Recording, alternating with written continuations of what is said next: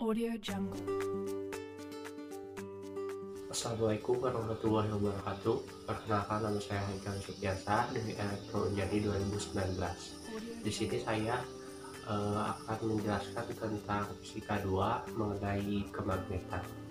Yang pertama akan saya jelaskan mengenai gaya antar kutub permanen. Dalam kehidupan sehari-hari, gaya antar kutub permanen ini sering kita jumpai, contohnya seperti magnet dengan besi dan magnet dengan magnet. Gaya antar kutub permanen juga mempunyai sifat-sifat. Yang pertama, kutub yang sejenis melakukan gaya tolak-menolak. Dan yang kedua, kutub tak sejenis melakukan gaya tarik-menarik. Dan yang ketiga, besarnya gaya tarik atau tolak antar dua kutub berbanding lurus dengan kekuatan masing-masing kutub dan berbanding terbalik kuadrat jarak atau kutub. Dan gaya antar kutub permanen ini menghasilkan rumus F sama dengan K kali M1 kali M2 per R kuadrat. F-nya adalah gaya antar kutub, M1 kekuatan kutub pertama, M2 kekuatan kutub kedua, R kuadrat jarak antara kedua kutub, dan K adalah konstanta. Nah, selanjutnya, mengapa kutub magnet cenderung mengambil arah utara dan selatan? Kita bisa melakukan percobaan dengan cara tempatkan sebuah magnet batang yang cukup besar di atas meja dengan kutub-kutubnya berada mengarah ke barat dan timur. Kutub utara magnet mengarah ke barat dan kutub selatan magnet mengarah ke arah timur. Kemudian ikat sebuah magnet jarum dengan batang sehingga berada dalam posisi horizontal. Dekatkan magnet jarum di atas magnet batang, amati bagaimana arah kutub magnet jarum. Nah, setelah itu kalian bakal mengetahui mengapa sih magnet cenderung mengambil arah utara dan selatan. Nah, penjelasannya seperti ini. Arah kutub utara magnet jarum ditarik oleh kutub selatan magnet batang dan kutub selatan magnet jarum ditarik oleh kutub utara magnet batang. Pengamatan ini dapat menjelaskan mengapa magnet yang menggantung bebas lalu mengambil arah utara dan selatan. Ini akibat bumi kita sebenarnya sebuah magnet permanen. Kutub selatan magnet bumi berada di sekitaran kutub utara geografi bumi, dan kutub utara magnet bumi berada di sekitaran kutub selatan geografi bumi. Pada magnet ini ada yang disebut sudut deklamasi. Apa itu sudut deklamasi? Benda antara sudut yang ditunjukkan oleh jarum kompas dengan arah kutub geografi bumi disebut itu sudut deklamasi. Dan yang kedua ada sudut inklinasi. Sudut inklinasi sebagai sudut yang berbentuk garis hubung kutub utara dan selatan jarum kompas dengan garis horizontal di tempat tersebut. Selanjutnya garis gaya magnetik. Yang pertama, garis gaya magnet dilukiskan keluar dari kutub utara dan masuk dari kutub selatan.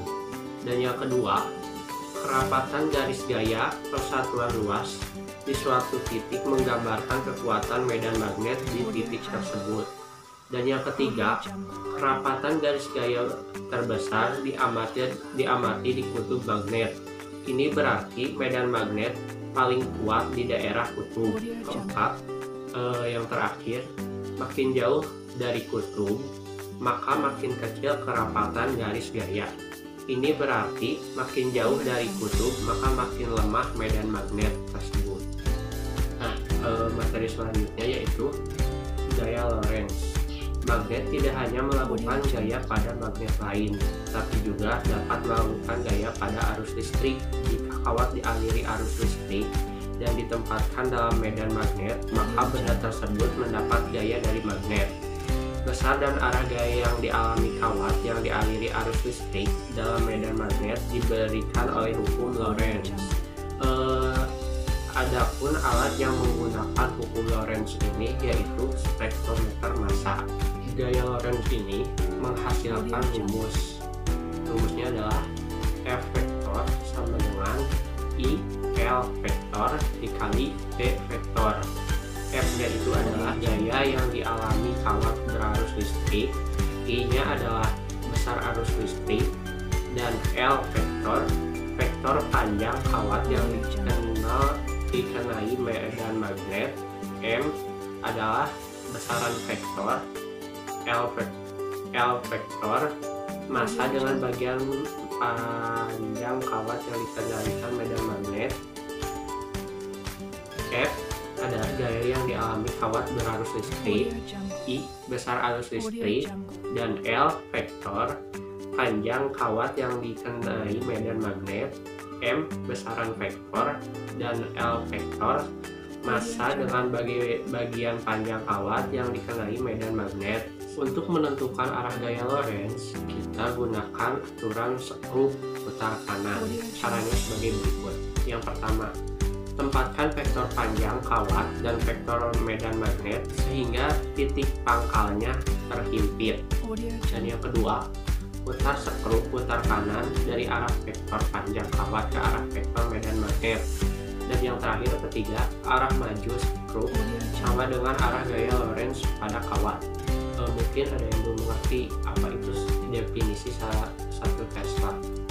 Jika arah arus dan arah medan magnet saling tegak lurus, 0 sama dengan 90 derajat atau sin 0 sama dengan 1, maka gaya Lorentz pada kawat memenuhi. Rumus yang dipakai adalah F sama dengan I kali L kali B. Jika kawat dialiri arus 1 ampere dan panjang kawat yang diketahui medan magnet adalah 1 meter, maka besaran medan magnet sama dengan 1 Tesla jika gaya yang bekerja pada kawat adalah 1 Newton.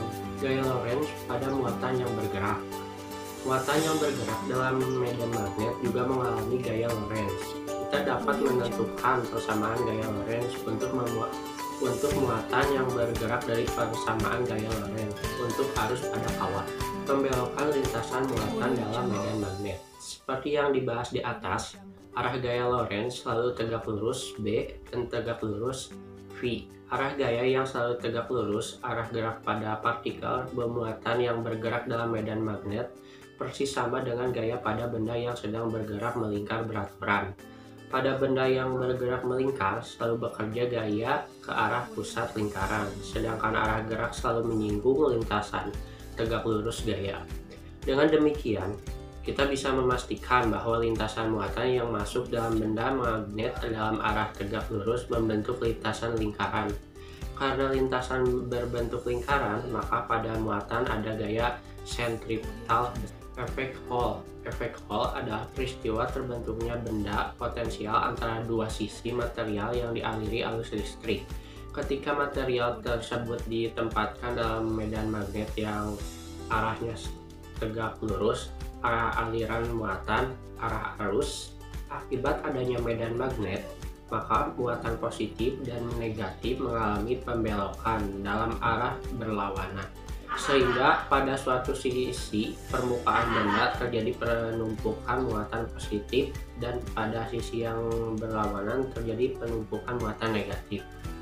Sekian video dari saya. Terima kasih. Assalamualaikum warahmatullahi wabarakatuh.